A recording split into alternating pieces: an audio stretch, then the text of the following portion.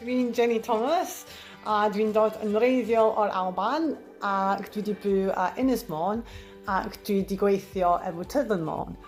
Dwi wedi gwneud apprenticeship achos dwi wedi eisiau gweithio mewn gofal eto, ac ys rhaid i ni gwneud cwrs i dallt y cyfraith sydd yn pwysig mewn gofal.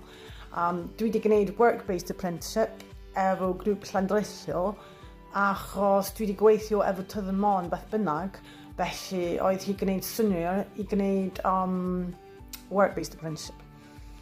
So mae Tyddyn Môn yn elusen sydd yn cefnogi oedolion ac anableddau dysgu. Mae gyda nhw cartrefi lle mae cydweithio yn cefnogi pawb i gael bywyd fel arfer, neu hawdd fel arfer, ac gael bywyd diddorol ac ffreithlon, yn union fel ni gyd eisiau.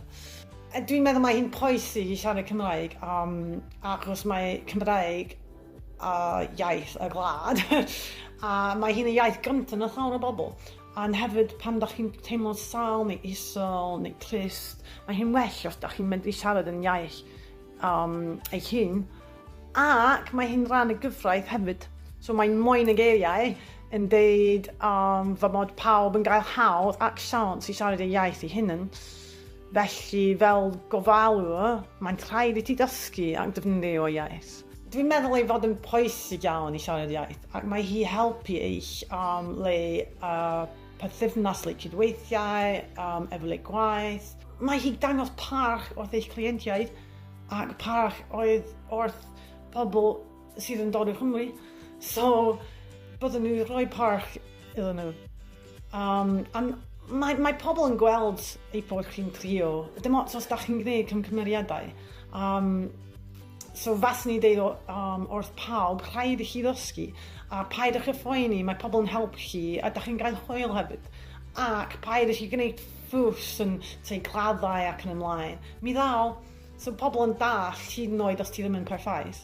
Ond dim ots os ti'n gwneud cymgymeriadau, gwneud y gorau, does neb yn disgwyl mwy na hynny.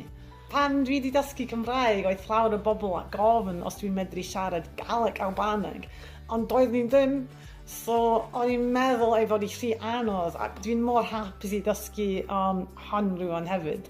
A oedd Cymraeg wedi ysbrydoli fi i gwneud hon. So, dwi'n byw ar Alban. Ac yn rhyfedd llawer o bobl yma eisiau siarad Cymraeg ac ysgyd dysgu Cymraeg. So, fas ni byth wedi meddwl hon. So, da chi'n byth yn gwybod sut tasyn y iaith medru helpu chi ar gwaith ac mewn sefyllfa arall. So, do it! Dwi'n meddwl mae hi'n pwysig go iawn i cadw y heiniaethiau yn fyw.